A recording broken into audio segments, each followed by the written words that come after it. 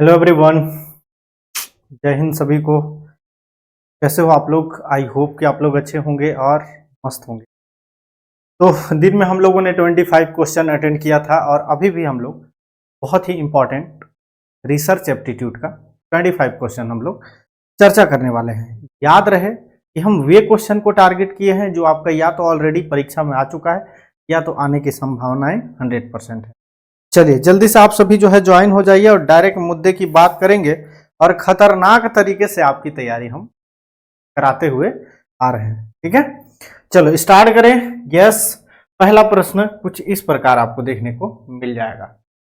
Quantitative research, हमने qualitative research देखा, quantitative research देखा, अप्लाइड रिसर्च देखा, हिस्टोरिकल रिसर्च, मतलब तमाम प्रकार के रिसर्च हम लोग पढ़ रहे हैं। इसमें कोई शक की बात नहीं है।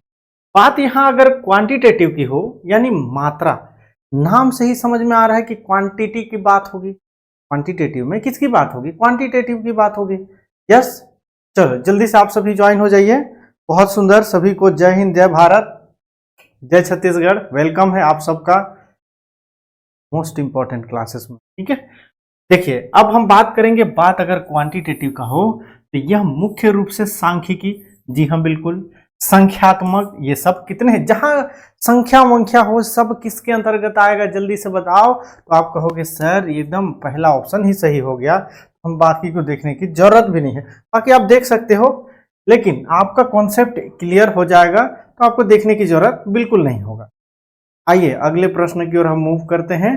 कहा जाता है कि भाई मिक्स मेथड रिसर्च यानी मिश्रित शोध पद्धति किसका संयोजन किया जाता है? अब हम थोड़ा ध्यान देंगे, मिश्रित की बात हो रही है। ठीक है, तो मिश्रित में क्या हो सकता है? तो यहाँ पे भाई मिश्रित में उसे कहेंगे, लेकिन यहाँ पे केवल शब्द आ गया, काटो पहले। तो यहाँ पे मिश्रित उसे कहेंगे जहां मात्रात्मक भी हो और गुणात्मक भी हो, दोनों पद्धति संयोजन हो, उसे कहते हैं मिश्रित। हम फसल की भी बात करते हैं, मिश्रित फसल, तो भाई दो चीज उसमें मिक्स होते हैं, केवल हम शब्द का प्रयोग भी उसमें नहीं करते। समझ में आया आप सबको? बहुत सही।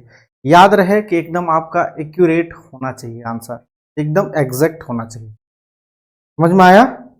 बहुत सही। Option B is correct answer आपका हो जाएगा। क्लियर? आइए आगे की ओर ध्यान देते हैं। कहा जाता है केस स्टडी शोध की प्रमुख विशेषता क्या है? अब देखो, रिसर्च तो भाई कई टाइप हम लोग देखे, लेकिन उसमें कहा जा रहा है केस स्टडी। केस स्टडी का मतलब क्या है आप ये समझो पहले। तो केस स्टडी उसे कहते हैं किसी एक इकाई या व्यक्ति, स्थान या घटना के गहन और व्यापक अध्ययन। यस, उसे क्या कहेंगे बताओ?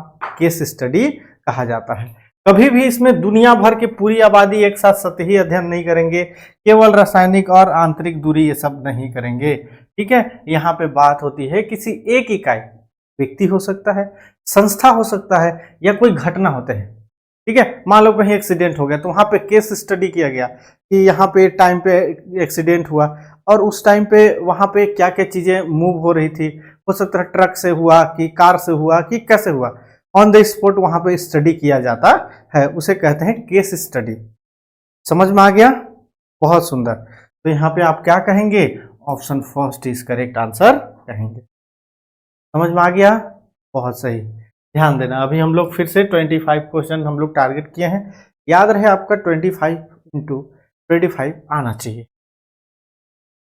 थीसिस, थीसिस शोध प्रबंध, लेखन में किसकी बात हो रही है? फुट नोट की बात हो रही है। नोट का उपयोग मुख्य रूप से किस लिए किया जाता है? चलो बताओ। सब कोई को आंसर देनी है, ऐसा नहीं कि कोई एक जन दिया और नहीं। तो देखिए पहली बात तो फुट नोट का मतलब समझो। फुट नोट जो पृष्ठ के नीचे किसी संदर्भ स्रोत या अतिरिक्त स्पष्टीकरण को देने के लिए किया जाता है। अभी भी नहीं समझ में आया? मान लीजिए ऑप्शन फर्स्ट सही है, आइए आपको बताता हूं। एक सेकेंड, फुट नोट का मतलब समझो। फुट नोट का प्रयोग पृष्ठ के जो पेज नंबर होता है निचले हिस्से में किसी विशिष्ट शब्द या अवधारणा या उद्धृत स्रोत के संदर्भ को स्पष्ट करने के लिए किया जाता है, इसे कहते हैं फुटनोट। तो इसी प्रकार अगर आप कहीं भी फंस रहे हो तो जस्ट पूरा उसका व्याख्या पढ़ो, अब यकीनन आपका कॉन्सेप्ट क्लियर हो जाएगा। चलो आगे ध्यान देना, मोस्ट इंपॉर्टेंट रहने वाला है सब चीज। संदर्भ की एपीए, एपीए आपको भी बताया हूं क्या होता है। एपीए शैली में किसी पुस्तक के उद्धरण का सही क्रम सामान्यतः क्या होता है। देखिए अब मेरे मटेरियल कम से कम 70 से 80 नहीं 90% आपको क्या मिलती है, बिलिंगुअल मिलती है। बहुत सारे हमारे इंग्लिश मीडियम के विद्यार्थी भी विजिट किए हुए हैं हमारे साथ या करते आ रहे हैं। तो देखिए यहाँ इसका हिंदी इंग्लिश हो गया, यहाँ इंग्लिश हो गया। तो इस तरह हम कोशिश करते हैं कि 80 से 90% आपको, कोशिश 100% रहता है, लेकिन हो सके कहीं छूट जाए, ठीक है। तो आप लोग इस चीज को भी नोटिस करते हुए पढ़ना। अब देखो यहाँ पे एपी का मतलब है लेखन का नाम, प्रकाशन वर्ष, पुस्तक का नाम, प्रकाशन स्थान और प्रकाशन। समझ में आ गया। पुस्तक के उद्धरण सही क्रम जो है, सुनो एकदम मोस्ट इंपॉर्टेंट है क्वेश्चन। सही क्रम पूछे सबसे पहले क्या कहेंगे, लेखक का नाम। सबसे पहले क्या होगा भाई, लेखक का नाम, ऑथर का नाम। फिर प्रकाशन वर्ष, किस वर्ष वो प्रकाशित हुआ, याद रखना संदर्भ में। फिर पुस्तक का नाम होगा, फिर प्रकाशन का स्थान होगा और प्रकाशन। समझ में आए, ये सीक्वेंस एकदम जरूरी है और इसको नोट कर ही लेना। ये रिसर्च पढ़ रहे हो, इस बात को ध्यान रखिए आप सभी। ऑप्शन फर्स्ट जो है बिल्कुल सही हो जाएगा, ठीक है। चलो नेक्स्ट देखो, कहा जा रहा है अगला प्रश्न कि शोध पत्र यानी रिसर्च पेपर में कीवर्ड्स देने का मुख्य उद्देश्य क्या होता है। चलो बताओ। आशा कह रही सर मेरे में वॉइस डबल आ रही है। आशा आप रिज्वाइन कर लीजिए, जैसे किसी को भी प्रॉब्लम होता है, ठीक है। तो आप बैक हो जाओ एप्लीकेशन से, फिर बैक होने के बाद फिर से उसी को तुरंत इंस्टेंट आप ओपन करो एप्लीकेशन, आपका ठीक हो जाएगा। होता है कभी कभी सर्वर इशू होने से वॉइस डबल आने लग जाती है, ठीक है। अब यहाँ 31 का क्या आप लोग आंसर दे रहे हो, देखते हैं। जैसे कि यहाँ पे ऑप्शन बी आया, ऑप्शन बी आया। कोई भी विद्यार्थी पता नहीं गलत तो कर ही नहीं रहे हो, लेकिन फिर भी आप समझते हुए पढ़ो। रिसर्च पेपर में कीवर्ड्स देने का मुख्य उद्देश्य होते हैं डेटाबेस में आलेख को आसानी से खोजना और करना। अब यहाँ पे कीवर्ड का मतलब ही समझ लो कि मेन हेडिंग दिया हुआ है, तो हम समझ जाते हैं, चेक करने वाला भी समझ जाता है कि हाँ इसके अंदर क्या क्या मटेरियल ऐड किया गया है, ठीक है। तो ये क्या है, ये एक प्लस पॉइंट है। समझ में आ रहा है ना, गुड। तो देखिए जिनकी मदद से सर्च इंजन का शोध पोर्टल लेख तुरंत खोज सकते हैं, एकदम सही। आगे बढ़ो। कहा जाता है कि शोध प्रबंध थीसिस के किस भाग में शोध की पूरी रूपरेखा, उद्देश्य और परिकल्पनाओं का परिचय दिया जाता है। अब बताओ किस भाग में शोध की पूरी रूपरेखा, याद रखना किसकी बात हो रही है, बताओ पूरी रूपरेखा। तो आप कहोगे निष्कर्ष अध्याय यानी कंक्लूजन चैप्टर में सभी प्रकार के चीज क्या किए जाते हैं, दिया जाता। अच्छा एक मिनट रुको, क्या बोला जा रहा है, मिस्टेक हो रहा है मेरे से। शोध प्रबंध, अच्छा तो ये हो जाएगा वो सिनॉप्सिस। आपको मैं बताया था थ्योरी क्लासेस में, जिसमें सिनॉप्सिस में क्या रहता है, पूरे चीजें, उसी चीज को परिचय या प्रस्तावना, है ना। मैं आखिरी में समझ लिया था, तो ये आपका क्या हो जाएगा, option B is correct answer हो जाएगा। यस जी, थ्योरी में बताया था ना आपको, परिचय रहेगा सबसे पहले, सिनॉप्सिस रहेंगे, सारा चीज उसमें सीक्वेंस से रहेगा, है ना। ऑप्शन बी जो है आपका सही हो जाएगा। आइए, परिशिष्ट या अपेंडिक्स को शोध प्रबंध में कहां रखा जाता है, लो बताओ जल्दी से बताओ, कहां रखा जाता है। यस जल्दी से बताएंगे कि शोध प्रबंध में कहां रखा जाता है। तो शोध प्रबंध के अंत में, सबसे पहले, या मुख्य पाठों के बीच में, या किस में रखा जाता है। यानी 1 स्टूडेंट 32, अच्छा अभी तो पहुंचे ही नहीं हो आप लोग, जल्दी से बताओ क्या हो जाएगा। यस नीना, नरेंद्र, कुकी, सविता, बहुत सारे विद्यार्थी मैं देख रहा हूं कि बहुत अच्छे से एक्टिव हैं। और जितने विद्यार्थी, हर्षा, संध्या, सभी स्टूडेंट, आप सबसे गुजारिश है कि एकदम मेहनत लगा के पढ़िए, है ना, और आगे की ओर बढ़िए। तो यहाँ पे जो रखा जा रहा है, ये कहाँ रखा जाएगा, और यानी कि शोध प्रबंध के अंत में रखा जाएगा, ठीक है। यस, अब जैसे यहाँ पे देखेंगे शोध आलेख में इम्पैक्ट फैक्टर का संबंध किससे है। अगर हम देखें इम्पैक्ट फैक्टर का संबंध जो है सीधे किससे है बताइए। तो इम्पैक्ट का मतलब किसी शोध पत्रिका, ये जर्नल की साख और उसके लेखों के उद्धृत होने के औसत आवृत्ति, किसकी बात हो रही है यहाँ पे, एवरेज। देखो जनरल एंड द एवरेज, समझ रहे हो ना, यस। तो यहाँ पे भी क्या हो जाएगा आपका, yes, option first is correct answer. देखो इम्पैक्ट फैक्टर का मतलब समझो ना, कि किसी जनरल की गुणवत्ता मापने का पैमाना है, बस। इम्पैक्ट फैक्टर क्या है भाई, जो क्या है बताओ। इम्पैक्ट फैक्टर का मतलब ही यहाँ पे अगर हम देखें तो कोई भी जनरल है, ठीक है, या उसके लेखों के उद्धृत होने का औसत आवृत्ति, उसे क्या कहेंगे, इम्पैक्ट फैक्टर। तो कोई भी डाउट अगर कहीं पे हो रहे हो तो एकदम पढ़ो। जैसे शिकागो शैली उपयोग सामान्यतः किस क्षेत्र के शोध लेखन में अधिक किया जाता है। अब आपके मन में पहला चीज आया होगा शिकागो है क्या, है ना, शिकागो आया होगा ना। तो ये शिकागो की अधिक मान्य होता है इतिहास और मानविकी, हिस्टोरी और ह्यूमैनिटी, ठीक है। देखो शिकागो वही है, समझ रहे हो ना। चलो आगे बढ़े हैं, बहुत सही, ध्यान देना। फिर कहा जाता है एसपीएसएस। एसपीएसएस सॉफ्टवेयर का उपयोग मुख्य रूप से किस कार्य के लिए किया जाता है। अब आप लोग पहली बार ये सॉफ्टवेयर सुन रहे होंगे, क्योंकि बहुत सारी चीज अभी पहली बार आप सुनेंगे, घबराइए नहीं ना, ठीक। तो देखिए एसपीएसएस का मतलब ही है कि शोध आंकड़ों की सांख्यिकी विश्लेषण के लिए, है ना। किसकी बात हो रही है भाई, शोध आंकड़ों के लिए। जैसे यहाँ पे देखो एसपीएसएस का सबसे पहले तो आप क्या करें, फुल फॉर्म याद करिए, फुल फॉर्म नोट करिए। कैसे, statistical package for the social science, एक लोकप्रिय सॉफ्टवेयर है जिसका उपयोग सामाजिक विज्ञान और अन्य क्षेत्रों में मात्रात्मक डेटा सांख्यिकी विश्लेषण। तो ये आपके लिए फुल फॉर्म जरूरी है, हो सके पूछ दे। हम एकदम ये चाह रहे हैं कि किसी भी टॉपिक आपको छूटे ना परीक्षा के लिए। भारत सरकार का कौन सा पोर्टल ऑनलाइन शिक्षा अनुसंधान और अकादमिक पाठ्यक्रम सामग्री उपलब्ध कराने के लिए मुख्यतः से जाना जाता है, सॉरी प्रमुखता से जाना जाता है, क्योंकि ये स्वयं को भी जानते हैं, मेक इन इंडिया को भी जानते हैं, भीम ऐप को जानते हैं, उमंग को भी जानते हैं। लेकिन कंफ्यूजन मत होना, क्या है, स्वयं है। हम जब इसको तो गुरुजी हमारा पढ़ाया ही नहीं है, आपके मन में विचार। देखो कोई बात बताऊं, कभी भी ना कहीं फंसने लगो तो सोचना तो पढ़े ही नहीं है, ये तो आंसर हो भी नहीं करेगा। सुनना, दिमाग कैसे लगाया जाता है।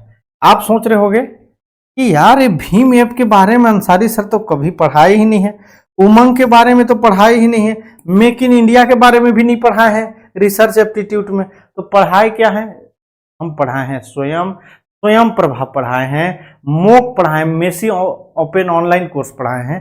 क्या मैं पढ़ाया हूँ सर? जब नहीं पढ़ा तो आंसर कहाँ से आ जाएगा जी। यस, दिमाग लगाइए और आगे बढ़िए। समझ में आया? देखो स्वयं पोर्टल भारत सरकार द्वारा छात्रों शोधकर्ताओं मुक्त और उच्च गुणवत्ता वाले। समझ में आ रहा है ना? गुड। तो कभी भी समझना, ये परीक्षा में आपको दिया जाएगा भाई, आपको फंसाने के लिए दिया जाएगा, इस बात को समझिए। फंसाएगा लेकिन आप फंसना नहीं। डिजिटल डेटा विश्लेषण में क्लाउड स्टोरेज का मुख्य लाभ क्या है? तो स्टोरेज का साफ साफ सुरक्षित रखना और कहीं भी एक्सेस करना, सीधी बात है। स्टोरेज का मतलब ही तो वही होता है ना। हाँ गुड। तो यहाँ पे option first is correct answer हो जाए। आप सोचो, आप सबको इतने आसानी से ये सब चीजें क्यों समझ में आ रही है? समझ रहे हो ना? आपको इतने चीजें से आसानी से समझ क्यों आ रही है? क्योंकि आपने थ्योरी पढ़ा है, उसके बाद एमसीक्यू। ठीक है, अभी देखना यूनिट सेकेंड भी बहुत अच्छे समझ आ जाएगा, थर्ड भी आ जाएगा, 4, 5, 6, 7, 8, 9 टोटल 10 तक कंप्लीट हो जाएगी आपकी। फिर कहा जाता है कौन सा शोध उपकरणों में आईसीटी का प्रत्यक्ष उदाहरण नहीं है। पहली बात ये इधर ध्यान दो, नहीं बोला है, और नहीं बोला है तो नहीं। इसको देखो बाबू, देखो which of the following note दिखाई दे रहा है ना। यस, आप इंग्लिश को भी पढ़ सकते हैं, आपकी इच्छा अनुसार है। अब नहीं है तो पहले तो हम है ढूंढेंगे, है ढूंढेंगे तो नहीं ऑलरेडी मिल जाएगी। कहते हैं ना कि मिल ही जाएगी मंजिल भटकते भटकते, बस ढूंढते रहो भाई। ठीक है जी, तो चलें आगे बढ़े, बताओ ढूंढ लें। देखो, ऑनलाइन गूगल फॉर्म्स द्वारा प्रश्नावली भरना, ये आईसीटी के अंतर्गत आएगा, नो डाउट। हाथ के कागज पर लिखकर डेटा, ये आईसीटी यानी टेक्नोलॉजी के अंतर्गत हाथ में आएगा क्या? नहीं, ये तो फंस गया। अब देखिए सॉफ्टवेयर, ये भी ऑनलाइन आएगा। शोध गंगा, ये भी आएगा। तो कौन सा नहीं आएगा? ये रहा, देखिए, collecting data by writing manually on paper, तो option B is correct answer. चीजें आसान लगने लग जाती है, बस आप उस वे में ढलो तो सही। मैं तो हूं जी आपके साथ, क्यों चिंता कर रहे हो? आगे बढ़ो। आर भाषा पाइथन का उपयोग शोध में मुख्य रूप से किस कार्य के लिए किया जाता है? ठीक है, तो इसका मतलब पहले समझो। तो इसका मतलब यह है कि डेटा माइनिंग और उन्नत सांख्यिकी प्रोग्रामिंग के लिए किया जाता है इसका, क्योंकि ये आईएमपी भी है और नया मटेरियल भी है। अब इसको क्या करना है आपको? इसको पहुंचना है यहाँ। आर और पाइथन आधुनिक शोध में बड़े डेटा यानी बिग डेटा, मशीन लर्निंग और सांख्यिकी मॉडलिंग के विश्लेषण के लिए अत्यधिक लोकप्रिय प्रोग्रामिंग है। खत्म, समझ में आया? बहुत सही। भाग 5 शोध नैतिकता। आप देखिए ना, एक एक टॉपिक वाइज पहुंच रहे हैं ताकि कोई चीज ऐसा ना हो जो आपके सिलेबस में छूट जाए। छोड़ना ही नहीं है भाई। अगला प्रश्न, साहित्यिक चोरी से क्या तात्पर्य है? मैं आपको 50 बार बोला था कि रिसर्च में चोरी को विशेष ध्यान दिया जाता है कि कोई किसी का कॉपी तो नहीं कर रहा है, तो किसी अन्य व्यक्ति विचारों का दोष कार्य के बिना उचित दिए अपना बताकर प्रस्तुत करना इसे कहते हैं। ठीक है, option first is correct answer हो जाएगा। आइए आगे की ओर ध्यान दीजिएगा। कहा जाता है शोध नैतिकता रिसर्च एथिक्स के अंतर्गत निम्नलिखित में से किसे शामिल किया जाता है? चलो लो बताओ तो, कौन बताएगा? जल्दी से आंसर दो। किसे शामिल किया जाता है? तो कहोगे सर शोध नैतिकता तो प्रतिभागियों की सहमति होना चाहिए। भाई बिना सहमति के कहां से कोई करेगा रिसर्च? सवाल ही पैदा नहीं होता। तो दूसरी बात, डेटा की प्रामाणिकता, ऑथेंटिक मटेरियल होना चाहिए और ईमानदारी से, देखो यहां लिखा होगा ईमानदारी से, डेटा तो ओरिजिनल हो और आपके चोरी वोरी करने की आपके अंदर प्रवृत्ति नहीं होनी चाहिए, तो तब जाकर के आप दोनों सही है।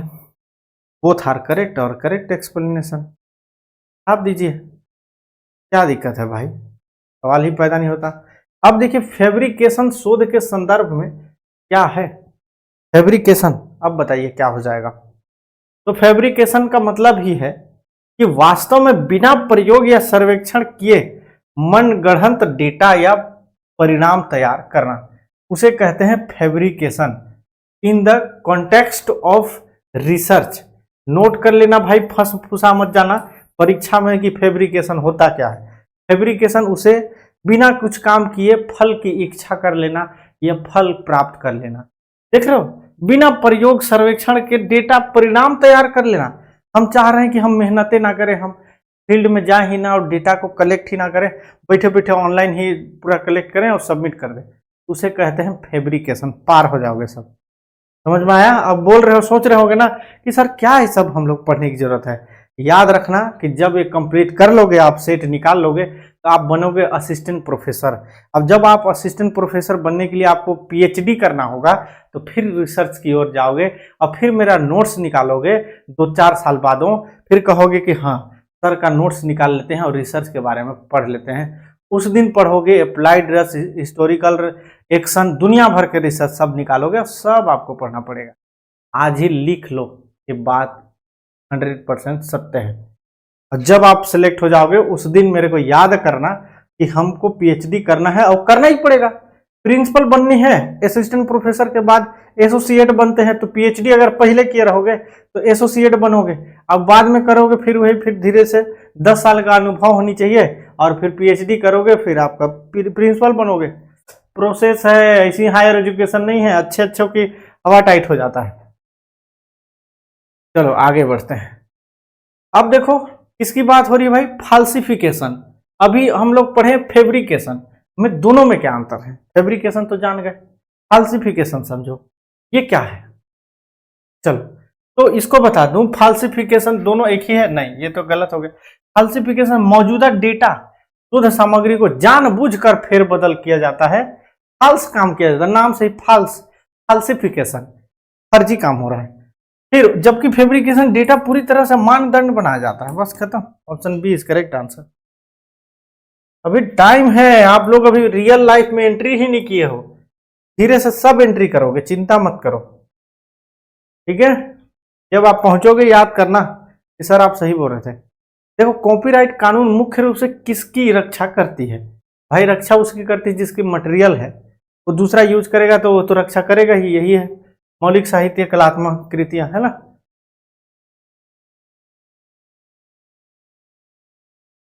आइए आगे देखते हैं। शोध अध्ययन के दौरान सूचित सहमति, इन्फॉर्म कंसेंट प्राप्त करने का उद्देश्य क्या है, अब बताइए। सब कुछ ज्ञान मिलेगा, बस आप लोग इंतजार करो।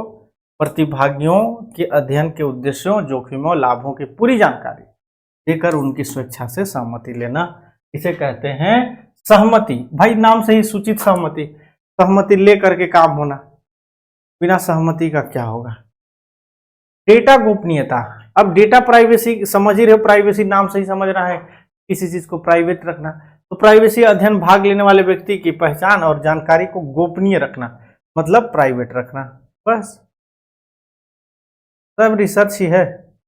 अगला प्रश्न, दोहरा प्रकाशन, डुप्लीकेट पब्लिकेशन। अब डुप्लीकेट से ही नाम समझ में आ रहा है, डुप्लीकेट तो डुप्लीकेट है, ठीक है। तो डुप्लीकेट में क्या होगा भाई, वही होगा, क्योंकि यह शैक्षणिक रिकॉर्ड को विकृति करता है और संसाधनों की बर्बादी करता है।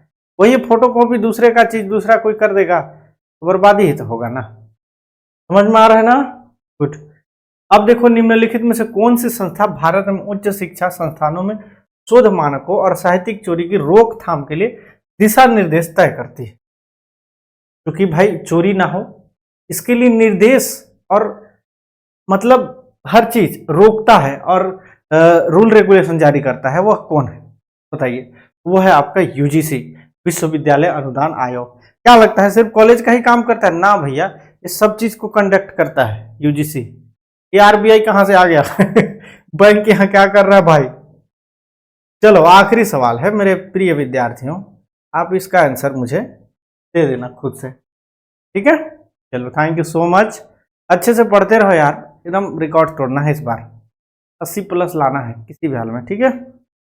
Thank you so much. मिलते हैं फिर कल इसी तरह के आईएमपी क्वेश्चन के साथ। यूनिट 2 खत्म होगा, टेस्ट सीरीज रेडी है, तुरंत आपको दे दिया जाएगा, जैसे यूनिट 1 का है उसी तरह सारे चीज आपको। जय हिंद, पढ़ते रहो बस, ठीक है।